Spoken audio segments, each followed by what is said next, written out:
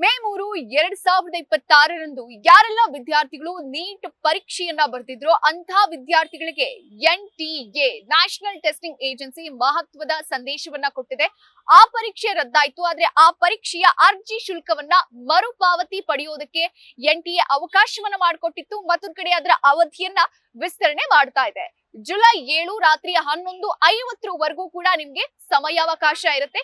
ನೀವು neet.nta.nic.in ಅನ್ನುವಂತ ಅಧಿಕೃತ ವೆಬ್ಸೈಟ್ಗೆ ಭೇಟಿ ನೀಡಿ ನಿಮ್ಮ ಮೊಬೈಲ್ ನಂಬರ್ ಹಾಗೆ OTP ಹಾಕಿ ಲಾಗಿನ್ ಆಗಬೇಕಾಗುತ್ತೆ. ತದನಂತರ ಅಲ್ಲಿರುವಂತ ಡ್ಯಾಶ್ ಬೋರ್ಡ್ ನಲ್ಲಿ ನಿಮ್ಮ ಕರೆಕ್ಟ್ ಆಗಿರೋ ಬ್ಯಾಂಕ್ ಡೀಟೇಲ್ಸ್ ಹಾಗೆ IFSC ಕೋಡ್ ಅನ್ನ ಫಿಲ್ ಮಾಡಬೇಕಾಗುತ್ತೆ. ಈಗಾಗಲೇ ಫಿಲ್ ಮಾಡಿರೋ ವಿದ್ಯಾರ್ಥಿಗಳು ಅದನ್ನ ಕ್ರಾಸ್ ಚೆಕ್ ಮಾಡ್ಕೊಳ್ಳಿ.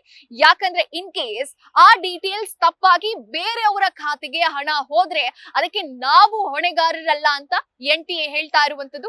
ಹೀಗಾಗಿ ಎರಡೆರಡು ಬಾರಿ ಕ್ರಾಸ್ ಚೆಕ್ ಅನ್ನ ಮಾಡ್ಕೊಂಡು ನಿಮ್ಮ ಬ್ಯಾಂಕ್ ಡೀಟೇಲ್ಸ್ ಅನ್ನ ಫಿಲ್ ಮಾಡಿ. ಅದಾದ ಕೆಲ ದಿನಗಳಲ್ಲಿ ನಿಮ್ಗೆ ಅರ್ಜಿ ಶುಲ್ಕ ಮರುಪಾವತಿ ಆಗತ್ತೆ. ಪ್ರಮುಖ ವಿಚಾರ ಏನಂದ್ರೆ ಜುಲೈ 7 ರಾತ್ರಿ 11:50 ನಂತರ ಯಾವುದೇ ಕಾರಣಕ್ಕೂ ನಾವು ಸಮಯವನ್ನ ಮತ್ತೊಮ್ಮೆ ವಿಸ್ತರಣೆ ಮಾಡೋದಿಲ್ಲ ಅನ್ನುವಂತ ಸೂಚನೆಯನ್ನ ಕೂಡ NTA ಕೊಡ್ತಾ ಇರುವಂತದ್ದು.